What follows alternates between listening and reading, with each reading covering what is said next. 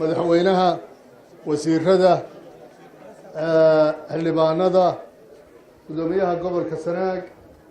wasiirkii hore maaliyadda Cawil Cali Ducaale wasiirkii hore ee duulista hawada Farxaan gudoomiyaha saddexaad ee xisbiga kulmiye Xuseen Aadan madaxda qaranka iyo madaxda ciidanka generaalada ciidamada السلام عليكم ورحمة الله dadweynaha reer Garadega السلام عليكم ورحمة الله وبركاته madaxweyne waxaan u maleynayaa hawl badan baa ku sugaysa jarmada dheerna waad soo gashay wixii baahi ahaa degmadu way sheegatay degmooyin kalena waad ku sii socotaa wasiiraduna way joogaan hawlaha lagala hadlayana kulli badidooda wasiirada ayaa leh aan ka mid ahay waxlaale wixii maxaan ku raday baahiya la sheegtay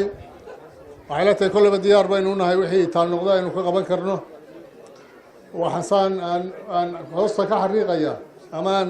akidaya arrinka waxbarashada degmadani waa degmo waxbarasho waa degmadii secondarygii ugu horeeyay ee gobolka Sanaag iyo gobolka Togdheerba secondarygii ugu horeeyay arday ay ka soo baxdo